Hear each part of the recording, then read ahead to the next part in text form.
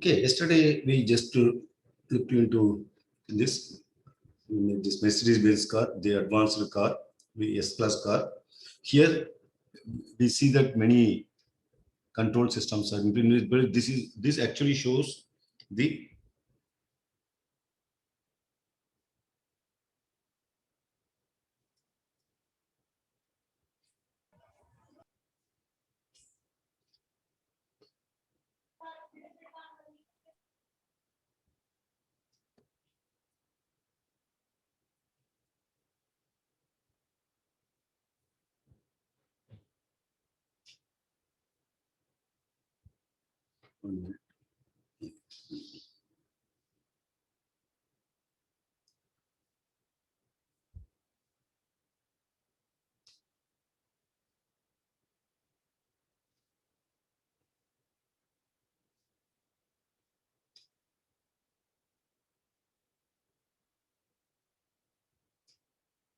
okay. So this is on active body control or on suspension, because we know that this is only being introduction, just showing that you can see how the complex the system is. Correct. This is called active suspension. It is called as active suspension because we all know as a mechanical engineer, maybe some of you are done IC engine course something in your BTech or somewhere. So suspension system consider three parts. Correct. One is called sprung mass, generally represented by M. It is called sprung mass. Right, the whole vehicle body including engine, transmission, all those things is called as sprung mass, except there's a bottom chassis. You know that there's a big chassis will be there, metal chassis, on which the wheels, all those things will be connected. Correct. So yeah, you if you travel in the near the automobile factories, Pune, for example, Chennai, because they where the trucks are made, correct? Tata Motor, Ashok, and all those things. You'll see that throughout India also you can see. Yeah, just a long chassis will be there, correct? Something like this. Then there'll be wheels attached, four wheels, correct? Then there'll be only one seat on which a driver will be sitting and driving open. Correct? Just driving open, nothing will be there except the engine, gearbox, all those things. Your big chassis, iron girders welded together. That is called the main chassis, on which only they build the remaining part. Correct? This they will be testing. Correct? When a new engine is made, all these things they assemble all those things on the chassis. They call it, this is called chassis, the body, right? And which they assemble the engine, transmission, all those things. You can drive only one seat, open, generally be open, driver will be sitting in the open space and you'll be driving. So this is what we call as so this part is called as unsprung mass. This is called as unsprung mass, right? Including wheels. Wheels are attached, correct? So the on which you have the body. You, for example, you have the body, remaining body. That's correct. Remaining body means passengers, who is sitting inside, everything, including body, metal sheets, all the things, seats, whatever you see, everything is on it. So that is called as the sprung mass.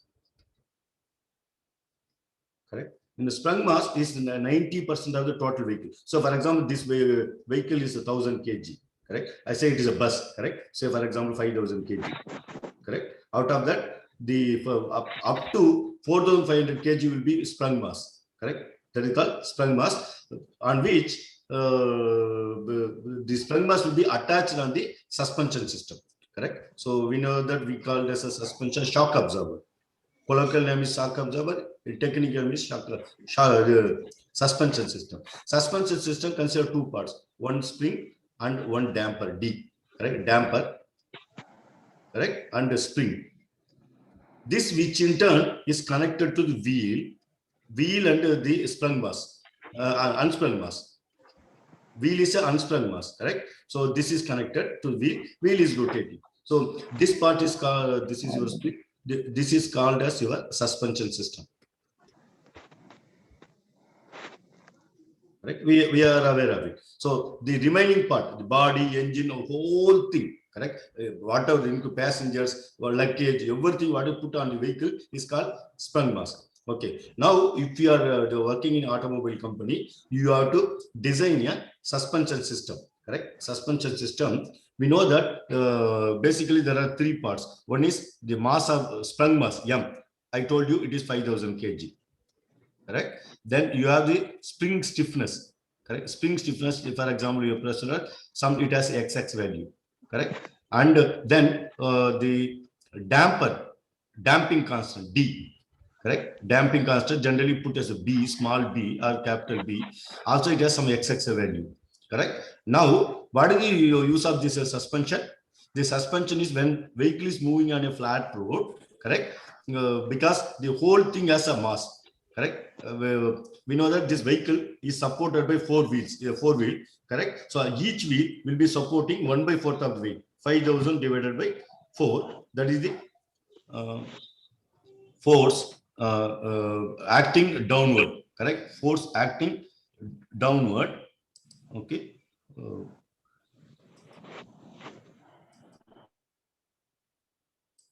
Okay, so that is the force acting downward. Then equal and opposite force will be generated. That means 1,250 kg is the mass. This mass is mass multiplied by gravitational force, correct? So 9.81 is so that is force acting on each wheel. So downward force because of the weight. So then ground gives equal amount of reaction force, correct? That is called ground reaction force, correct? That is called ground reaction force, correct? I will call it as Fg. That will be acting on the, this is the force of vehicle, Fv, on each wheel, correct? Being a four wheel, the total mass will be divided into multiplied by gravity. So equal forces, that's why vehicle is on the road, correct? Which is, so it is now balanced. Now, when the vehicle is moving forward, because of the mass, there's a 1g force, the Fg will be equal to ground reaction force, correct? So now, if the vehicle is moving on a flat road, no problem. You will have 1g force acting on the vehicle constant. So the vehicle will be, the sprung mass will be under at a particular height, correct? Sprung mass, for example, it is above 0.5 meter, correct? The body is above 0.5 meter from the ground. This is ground. So this side, center of the body, correct? So now, what is the job of the suspension system? Suspension system consists of two parts. One is the spring, which is called energy storing device. Spring is energy storing device, correct? The damper is energy dissipating device.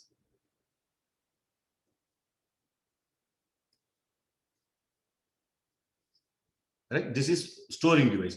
Okay. When you see a bump, road bump, correct? When the vehicle moves on it, the ground reaction force increases depending upon the bump height, rate at which the vehicle is climbing on the bump. For a speed breaker is nothing but speed breaker, correct? So the wheel is moving over this. Then at the velocity, rate at which moving over depends upon the velocity of the vehicle, forward velocity of the vehicle, correct, and the height of the speed breaker. This may be half feet or something, 1 feet, something depending upon this one. So then the ground Fg increases from 1g towards more, correct? If vehicle is moving faster, the Fg will be for same speed breaker, correct? Same speed breaker having height of 1 feet with some slope, correct? Speed breaker is supposed to be like this. When vehicle moves over say 40 kilometer, the force is, for example, 2g, correct? They have a vertical force equal to 2. So if it is going 60 kilometers, it will be more.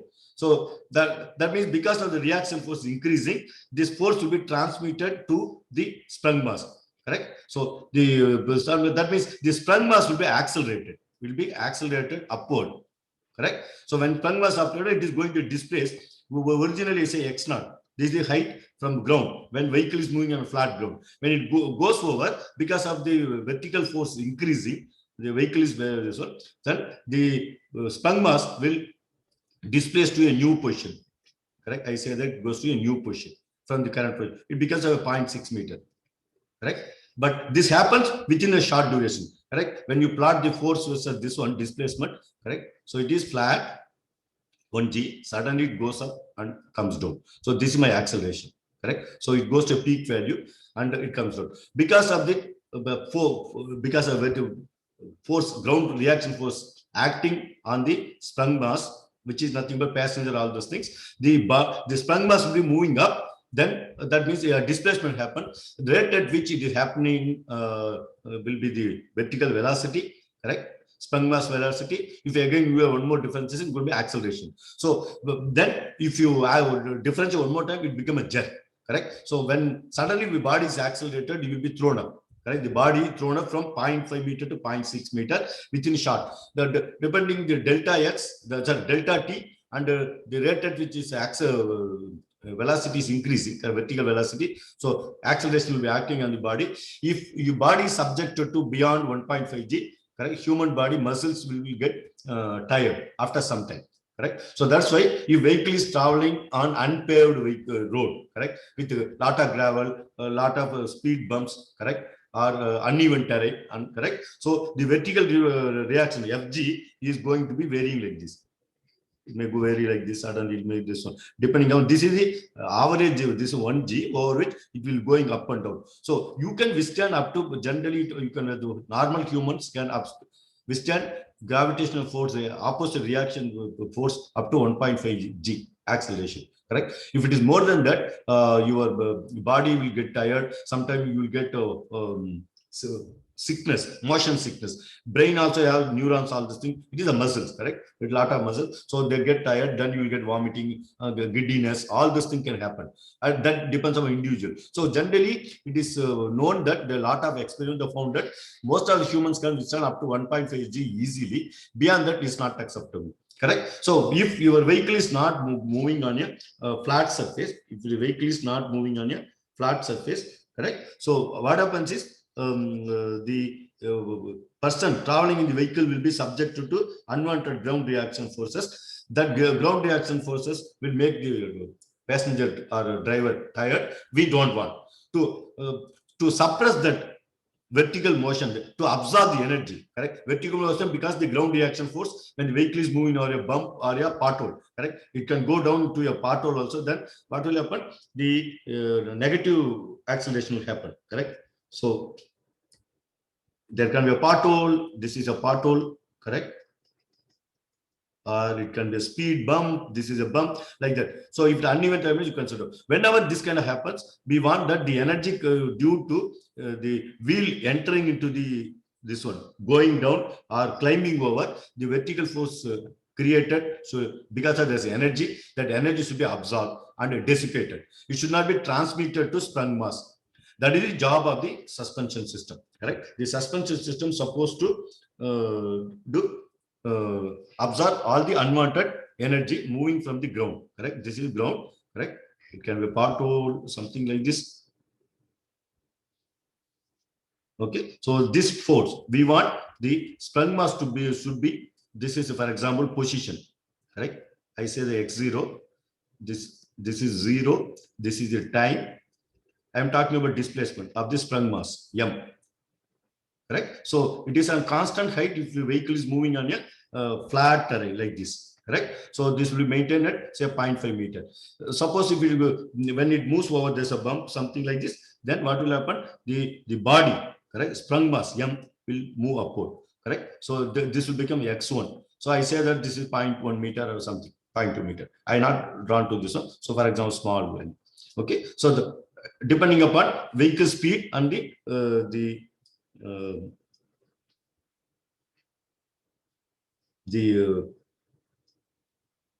speed breaker slope, correct, angle theta, correct, and also the height h, correct, and the vehicle velocity v, all this thing, correct, this slope of the speed breaker. Actually speed breaker is supposed to be, international standard should be like this.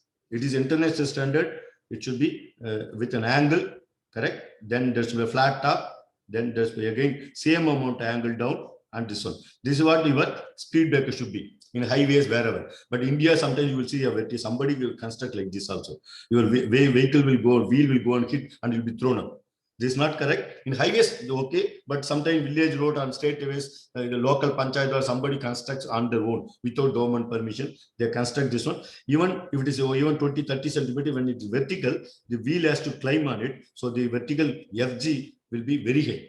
Correct. Will be accelerated. The force due to that acceleration, correct, will be in the order of 2 or 2.5 this one. Then sprung mass will be moving up. Suppose if you don't wear this seat belt, you'll be thrown up. Your head will go and hit the roof of your vehicle, your car, all those things. So you should be careful. That's why you have to wear the seat belt.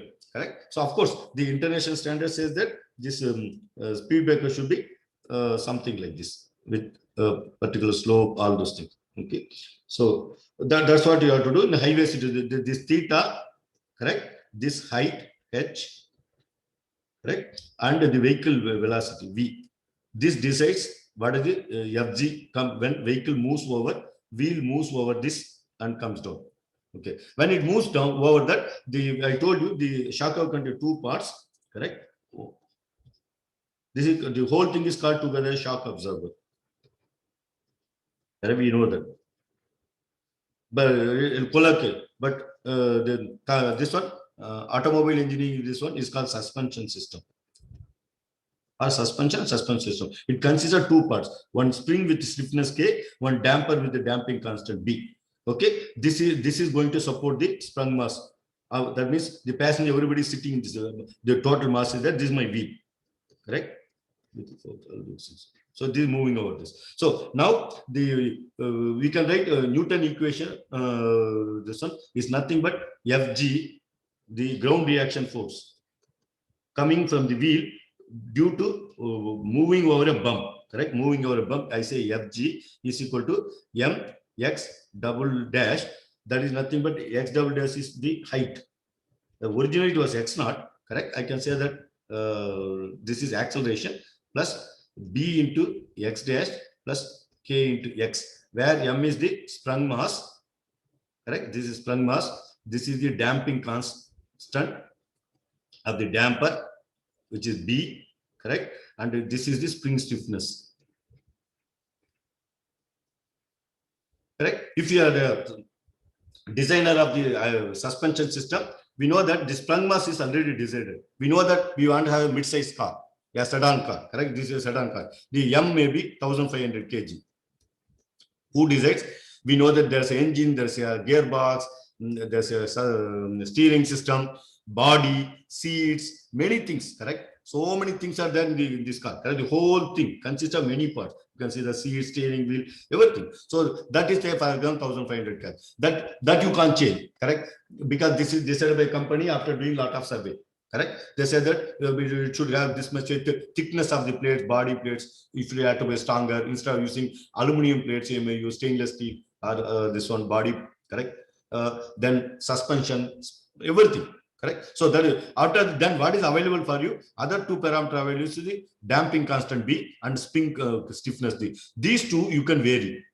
Correct? You will vary this value. Correct? You will have thicker spring so that if you take a thicker spring material wire, correct? Generally the solid wire, correct? Maybe for example 1 centimeter or 0.8 centimeter. I am talking about bigger vehicle, correct? So diameter of the wire, spring material, made of spring material. Then you make a coil, correct? That's what you are spring. So number of turns, this decide length, and we know that is stiffness depends upon the material what you are using.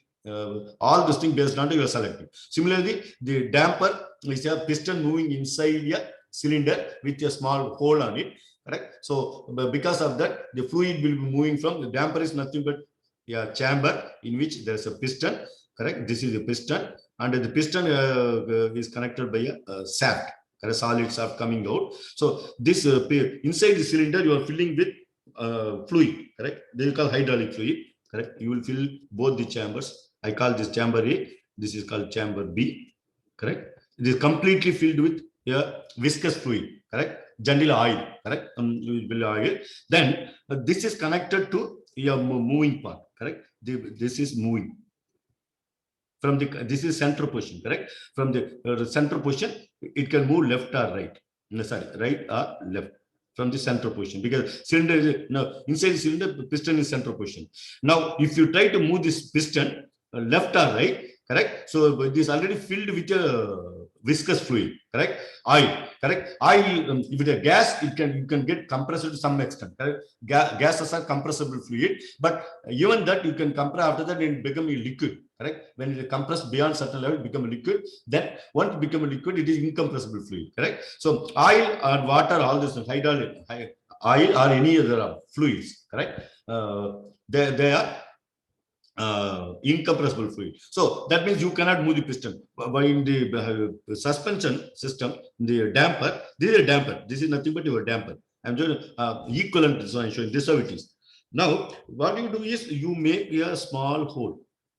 in the piston, correct? In the somewhere you make small hole so that when the piston is pulled left or right, when it is moving, the fluid will start moving from chamber B to A when it is moving up this one. Similarly, when it is moving towards the left, correct? So the fluid from A will move to B to A, it can move, correct? So the water, the fluid is moving, generates a volume, correct? So the rate at which this piston move inside the cylinder depends upon the viscosity of the fluid and also the orifice size, correct? Orifice size and viscosity of fluid. That is what all those things you can calculate, correct? There's a formula based on that.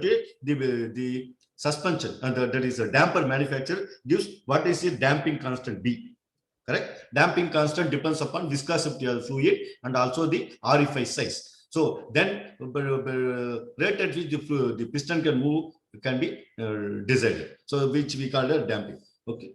So when it is the piston is moving inside, it dissipates energy, correct? To move the piston is because of viscosity opposing force. There is a friction, correct? So when the piston moving inside the fluid moves over the hole, correct, with some friction, correct? The piston also moving with friction. The frictional force only we call damping constant, correct? So the damping constant depends on frictional force depends on viscosity of fluid, correct, and orifice size, and so you can vary. So the B is fixed, correct? That is called passive damper. In passive damper, you fill the oil with so much viscosity, correct? The piston, there's a holes we call orifice that is already decided. You make the hole and fill with particular oil depending on what B you want, correct? The damping on the B is proportional to viscosity of the fluid and the diameter of the orifice hole, correct? So there's a equation. Based on that, I want this much damping force, means you will calculate, you could fix the viscosity of the fluid, correct? Particular viscosity is equal to 2, 3, correct? Water viscosity we take into 1, correct? So you have fluids which are 10, 8, like depending upon, correct? So you can select oil. Then you can decide what should be hole size, the hole size. You drill a hole, all these things you manufacture. Once it is manufactured, the damping constant of the damper is fixed. This is called passive damper, correct? That is called as passive damper. In passive damper, the damping constant is fixed. B is fixed. Once it is manufactured, you can't change it. Only way to change is you can remove the oil, correct, and fill with your different oil. That means basically you have to remove the suspension from your vehicle, open it, because generally highly totally sealed one. They weld is part welding all this, so the oil cannot leak, all those things. So generally you can service damper, but it is not, it is a little bit tedious, removing oil, all those things. You can change it, but generally nobody does. Even if you want to change, what you do, you change the oil, same oil will fill. Manufacturer recommend this is what oil. So if you go to mechanic, you may change. If you have motorcycle, if your suspension become stiffer, correct? So it is not moving. Then the mechanic will say that the damper is gone. He will ask you to replace, or some mechanic can open the damper, fill with new oil, clean it, service it, filling with new oil, all those things, because oil become very thick. They do that because of temperature, all those things. So instead of that, you have what you call an active damper, correct? Active damper using MR, it is called MR damper, correct? MR damper is magnetorheological fluid. Instead of using conventional oil, correct, used in this one, they use a special oil, a silicon oil, which you have magnetic particles, correct? Micrometer, nanometer size particles are filled, suspended, mixed with the oil, and that oil has a viscosity. Then when you give a magnetic field over it, then the magnetic particles which get connected like a chain like forming, then viscosity increases. So the viscosity of the MR damper B is proportional to for example, the magnetic field, correct? Magnetic field. So there's an arrangement for that. I will discuss it later. I will show them, correct? So the B of the MR damper varies depending upon magnetic field density. I say that capital B or beta something, right? So that is proportional to current. So how it will be, I will just anyhow, since we are started talking about the little bit, I will show it. See the MR damper, same you can use, correct? So in MR damper, it is same. You have a cylinder, inside that there's a piston, correct? Piston as a connecting rod coming out, and this can move up and down from the center. This is chamber A, chamber B, and you fill this with a special oil, correct, which has magnetic particles. Both the chambers completely, just like a conventional chamber, this one only, correct, damper. Only thing is this has magnetic particles, and there's a coil over that. This damper has a coil over it. The coil can be supplied with some voltage. You can vary voltage. For example, you can vary from say 0 volts to 12 volts. Correct? When you vary the voltage, this coil has some resistance R. Correct? Coil resistance I call it RC. Correct? So when you apply voltage, for example, you apply say 5 volts, 5 volt divided by RC. RC equals say 10 ohms. Correct? Coil resistance 10 ohms. So 0.5 amps current will be going. Correct? Current I will be 0.5 amps when I supply 5 volts. So due to that, there's a magnetic field. Correct? So when current is flowing in a coil, you know the electromagnet is created. Correct? So electromagnet is created. This is a magnetic lines I'm showing. When magnetic line there, what will happen is the magnetic particle which was inside the fluid, which was randomly distributed. Correct? Now start forming a chain, something like a chain. They stick with each other. Correct? They will form they stick with each other. They form like a chain-like structure. Chain structure. Right? Then how tightly they are connected. Correct? How tightly the magnetic particles are connected in the chain depends upon the magnetic field. I say beta. This beta is proportional to I, current flowing. This is my I flowing. So the I is proportional to voltage applied, V. Correct? So that means if I vary the voltage 0 to 12 volts, we know that the coil resistance related to RC equal 10 ohms. It is going to fix. Correct? So that means current will vary from 0 to 1.2 amps. That I will vary from 0 amps to 1.2 amps because 12 volt divided by 10. Current is varying. So the B, correct? So many Tesla. Generally, unit for the magnetic flux is 0 Tesla to say, for example, say 10 Tesla. Correct? 10 T is the magnetic field density is varying. If where the magnetic field density is varying, the chain structure which is forming with the bonded, the iron, no, you know that when the iron particle is subjected to magnetic field, the iron particle becomes a magnet. Correct? So if there are two particles nearby, they stick to each other, north and south pole. Correct? This is like this one. Correct? Each particle I say this is north, this is south, this is north, this is south. Correct? So north and south is bonded. This is one particle, this is second particle. So like that, because they are generally like this, they stick with, they form chain line. So if the magnetic field is more, they stick very tightly. Correct? These magnetic particles will become tightly connected because of the pattern. Correct? Because of higher magnetic field. So that means the viscosity, when the magnetic particles get connected together, the viscosity of this fluid, correct? This fluid is called MR fluid.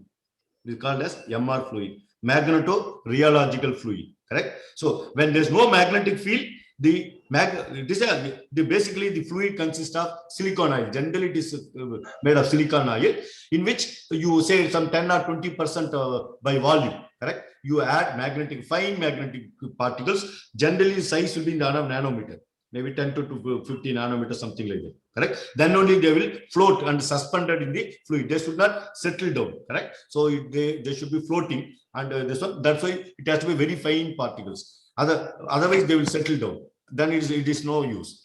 Okay. Now, when there's no magnetic field, there's no current because you are not applied any voltage, 0 volts. There's zero current, so the zero magnetic field. The particles are spread randomly, uniformly, but randomly. They are not connecting with each other. So that time the fluid has a viscosity V. I say the rho equal to 0. Sorry, say 0.5. Correct? I said 0.5 or 1. Being a silicon oil, it can be more than 1. Correct? So I said the 1.5. Okay. Now, if I start passing current, how? By increasing voltage. I supply 1 volt, I supply 2 volts, 3 volts, like that I can go up to 12 volts. As I increase current increasing, the magnetic flux density will vary from 0 Tesla to more and more. As that, the chain structure is formed. If this chain structure is formed and how closely they are connected with each other, the force, the viscosity increases to say 2. 2.5, like that it goes. If I supply all 12 volts, full 12 volts, 1.2 amps current is going. So 10, I say that 10 Tesla magnetic field is there, correct? Then the viscosity may become 3. From 1.5 become 3, correct? So the viscosity increase means damping constant B, correct? My damping and damper increases, correct? So I can vary the damping constant damper by varying the voltage applied to the MR damper coil, correct? By applying changing voltage, current changes. If current changes, the magnetic flux changes. That means if magnetic flux changes, that is field strength varies, then the stainless structure formed in the magnetic, the ion particle connected together become stronger bonding. So if we become more stronger, that means piston cannot move, correct? So the stronger bonding resists the movement of the piston, correct? So that means viscosity has increased, the fluid viscosity increase. So you can vary this one. So what I do is in MR damper, this is called active suspension. In conventional suspension, the B is fixed. There's no magnet, only a fluid is there that already filled. Yeah, oil, correct? Yeah, even we use the same silicon oil, it was constant. This viscosity 1.5, you can't vary, correct? There's no coil, nothing, and that is conventional in this one. But in the MR damper or active damper, instead of using conventional fluid, you are using a special fluid called MR magnetorheological fluid, which has magnetic particle suspended, some 10% or 20% of volume. And then there's a coil also. Additionally, there's a coil over the damper itself. Everything is packed as a single unit, correct? The company is supplying, there will be 2 wires coming out apart from the stem, correct? Piston stem, shaft. Correct. So you vary. How will you vary this? You put a sensor which measures the sprung mass displacement. Correct. Because the vehicle is moving on the road. Correct. So when vehicle is moving on flat road, I told you the X0. I measured this. This one. This is my X0. Correct. So when moving on this one, so I told you this is 0.5 meter from the ground. The body suspended at 0.5 meter. Now when it moves over, correct, the body will be thrown out because of the FG, correct? When vehicle moves over the bump, correct? When vehicle moves toward the bump, correct? So the FG will increase, correct? When FG increases, the body of this one will be moved up, correct? When it's moving up, the displacement is measured. This X will be measured by a sensor, correct? So using a displacement sensor, you will use a displacement. For example, you can use LVDT, correct? Linear voltage differential transformer. It is a displacement sensor that will be attached to body of the vehicle. It is a very small device and it can measure this one. Or you can use accelerometer. Accelerometer sensor which can measure the displacement of vehicle, correct? That displacement of vehicle can be measured using accelerometer. You know that accelerometer gives the acceleration, vertical acceleration. If you integrate once, you get velocity. If you do one more integration, you get displacement. So using accelerometer also, you can measure the vertical displacement, correct? So if displacement is happening, you want a constant value, correct? It should be always remain the body sprung mass. It should be always at the same position, 0.5 meter, even when the vehicle goes over the bump. That's what the job of the shock absorber, correct? So that means if the energy coming from the ground when moving over the bump is absorbed by the spring and damper, then you can keep the vehicle in the same position. Okay.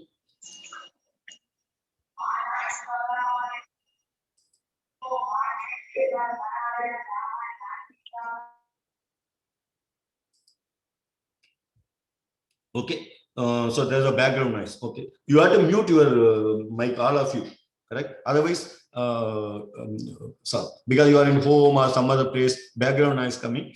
I cannot teach, even it will be recorded, it will not be good. So make sure that your mic is always muted, correct? Whenever you want, you can unmute and talk. Otherwise, generally muting.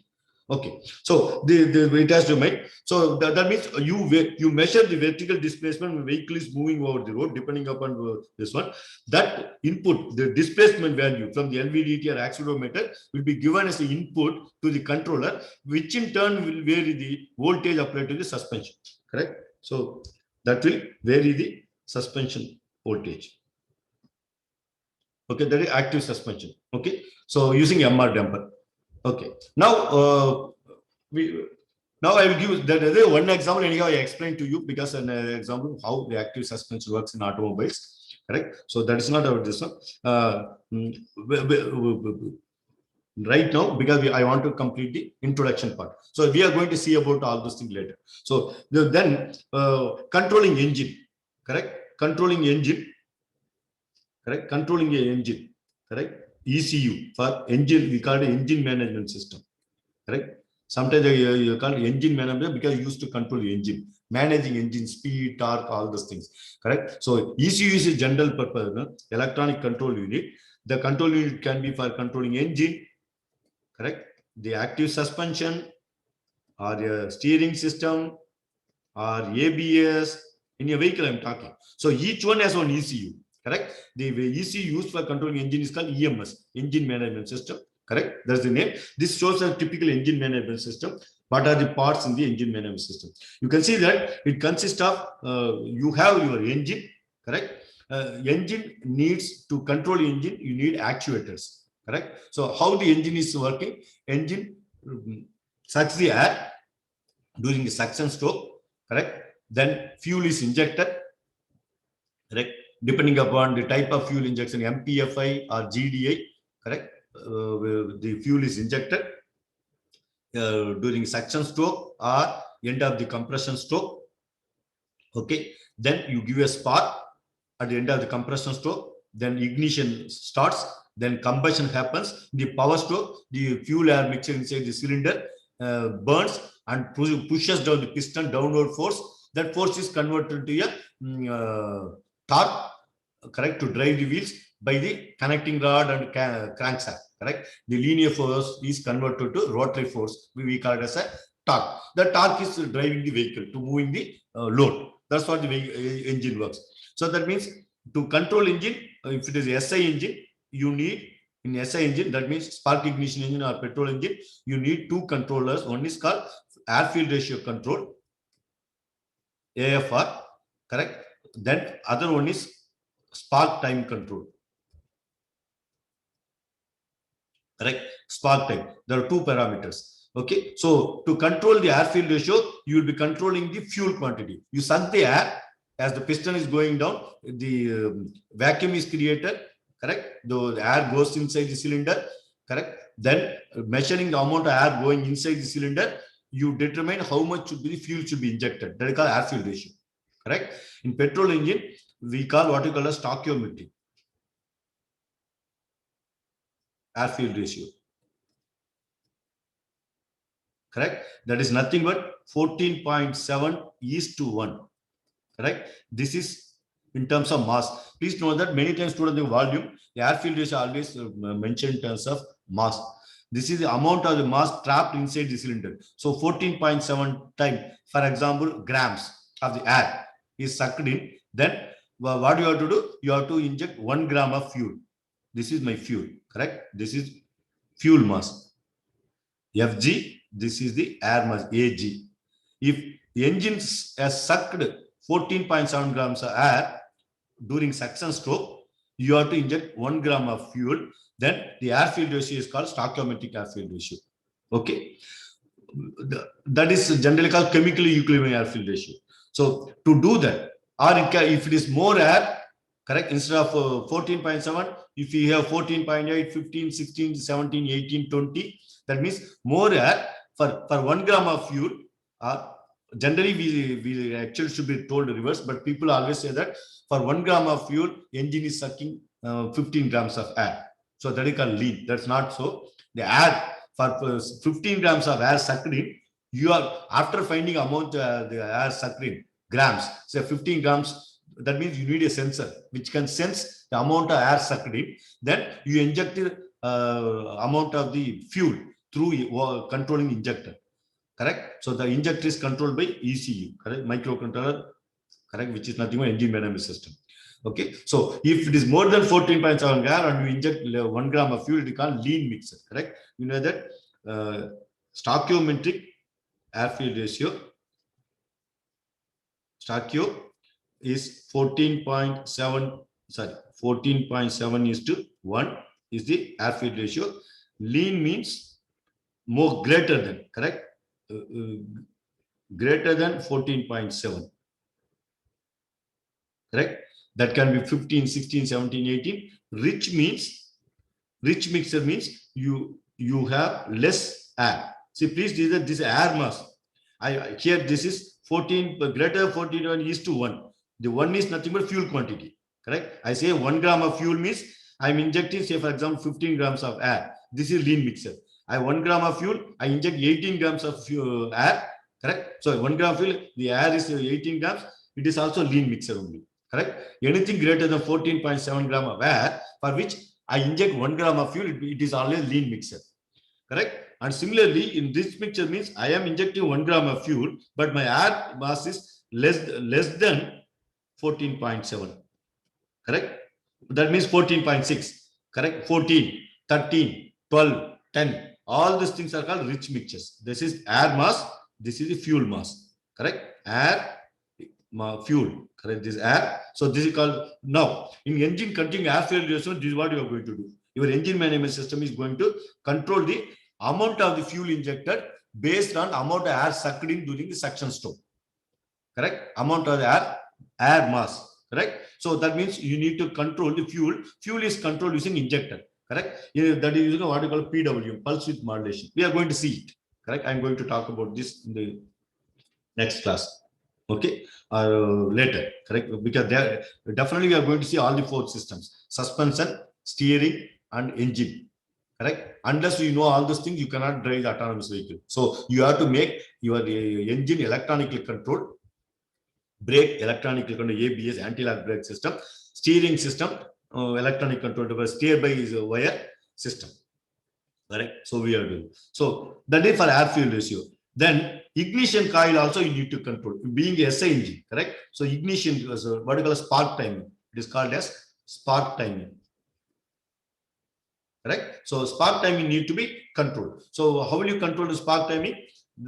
Spark timing is controlled by varying when you are giving the spark. Correct? So we have to control. So we are seeing later. Right now, this is being introduction. This will be I am trying to tell what it is. Okay. So spark timing has to be controlled. Then, of course, you have to control the cooling. Correct? When engine is running, correct? When engine is running, it get heated up. And to cool the engine, you have a cooling system, engine cooling system. Correct? We call it radiator. Correct? We have a radiator. The radiator is used for cooling the engine. Generally, the small engine use air itself using a fan, just a fan. Correct? Blowing air over the engine. Or when the engine is moving into, say for example, motorcycle, all these things, engine is kept open. So the atmosphere air, because when you are traveling at this open space, the air will come and hit on the engine. Correct? So this is, for example, you have the engine. Correct? This is for this one. You will have your fins.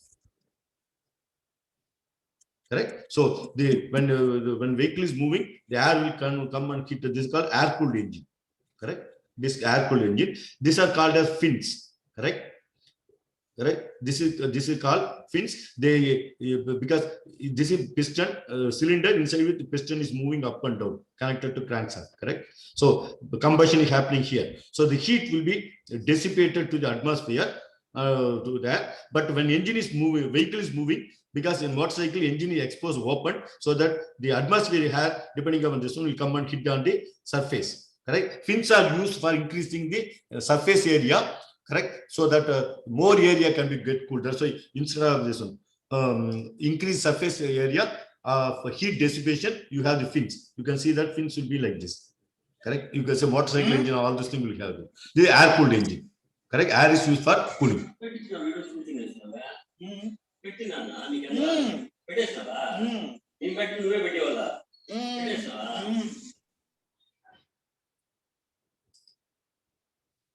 Okay. So that is for cooling, correct? So there's an exhaust fan. That is a cooling fan near the engine. But in radiator means water cooled means in the engine itself you have the holes. Inside the engine block there are holes, correct? And there'll be a radiator. There's a water storage. This one. I will show the system how it is later, correct? So the water will be pumped inside the engine so that it can be get cooled. Correct? That when water goes inside this one, when it comes out, what happens? It will be hot. That should be cooled. For that only you have radiator. correct? Just like this one, you have to do. Okay. So now, so that means to control the cooling system, fan, correct? Or pump. If it is air cooled engine, fan has to be, even water cooled engine, in radiator there's a fan also, correct? So when water get overheated, you have to cool it. Otherwise, heat will not be removed easily. So in radiator, you have a fan which needs to be switched on, switched off depending upon the engine temperature, engine block temperature. So cooling can be done. Then finally, there's another thing called exhaust valve, EGR, correct? Exhaust gas recirculation. EGR is nothing but exhaust gas recirculation.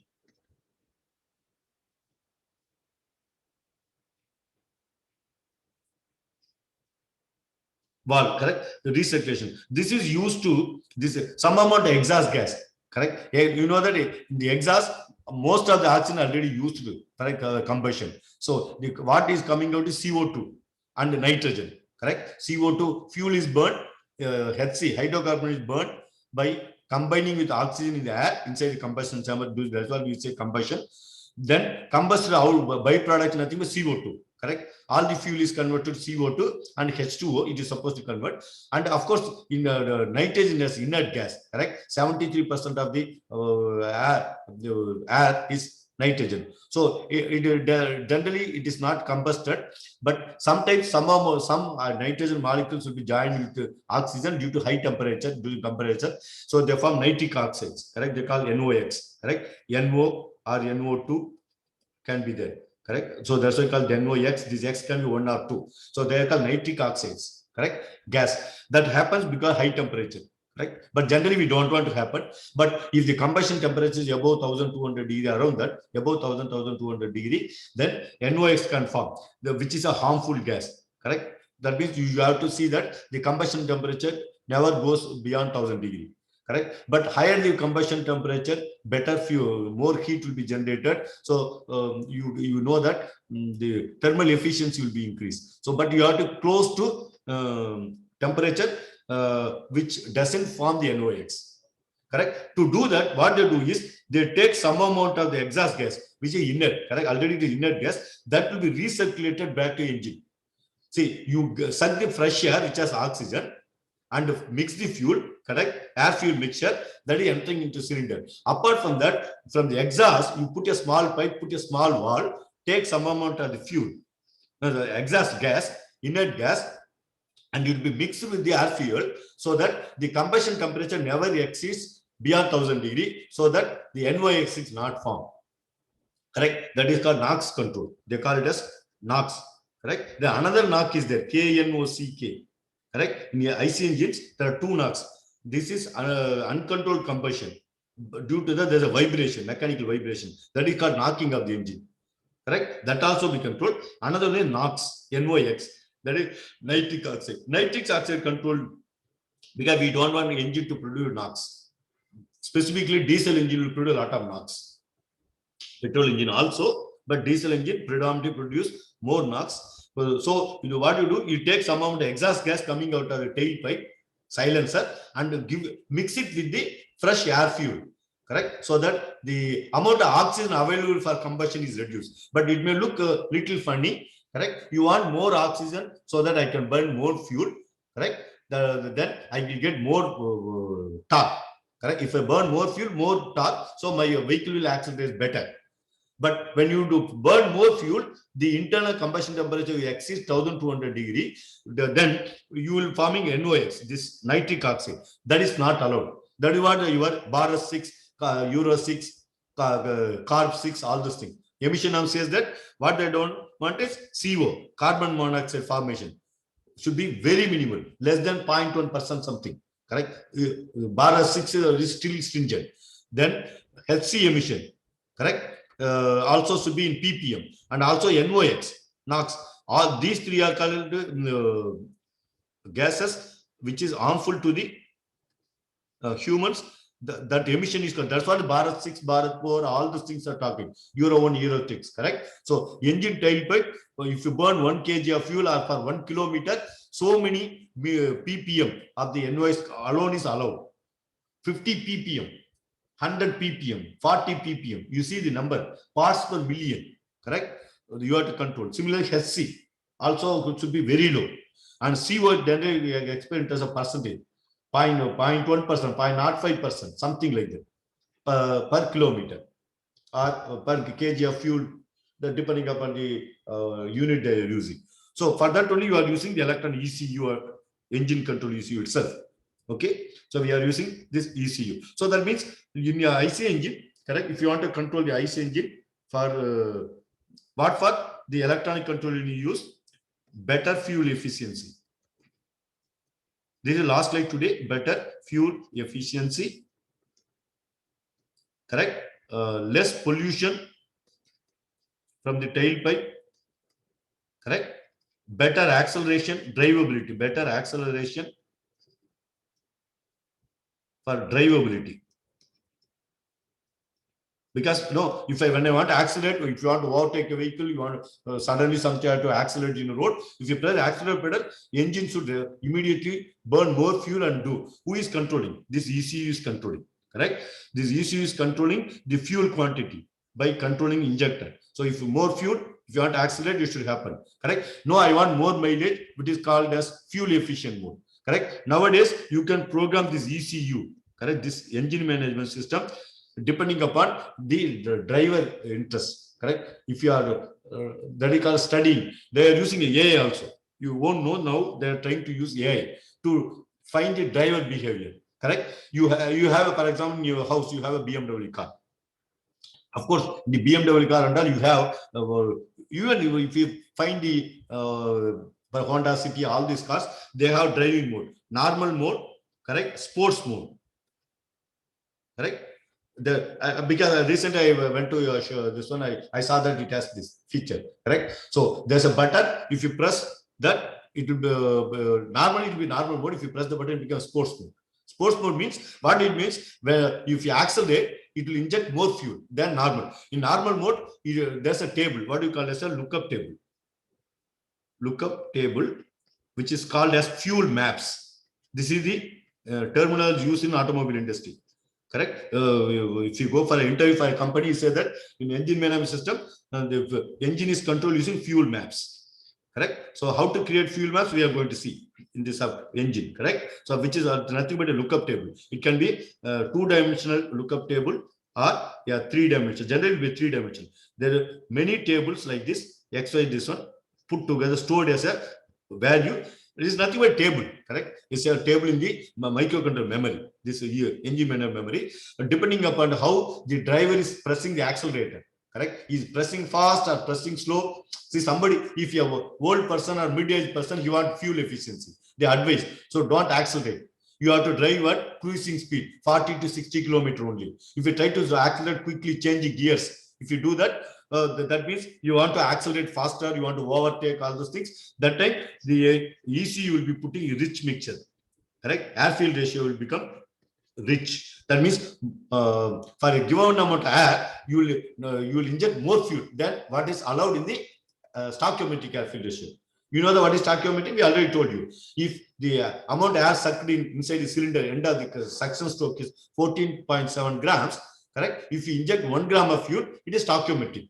Correct? Normal acceleration, all those things, pollution also will be now moderate. Correct? No, I want to overtake. A youngster want to overtake. Generally, you want to drive fast to overtake. Correct? Sports, you want high speed. Correct? So in that case, you want rich mixer. That means for 1 gram of fuel, correct? 1 gram of fuel, you suck less air. Correct? So for example, 13.5 grams air is sucked in, you inject 1 gram of fuel. Correct? Please note that when you do rich mixture, you may be wasting fuel. Correct? So stoichiometric airfield is the best because chemically equilibrium. I will explain next class. Correct? When we talk about engine management system, we are going to talk 2 to 3 hours about that. So that is what you have to do. Rich mixture to accelerate. Correct? So how do you know that you are accelerating all those things? You need set of sensors. Correct? To control engine, you have oxygen sensor. This is called exhaust oxygen EGO sensor. It is called EGO sensor, which measures amount of oxygen coming out. Then inlet, IAT means inlet air temperature. correct? Then TPS means throttle position sensor. MAP sensor means manifold absolute pressure sensor.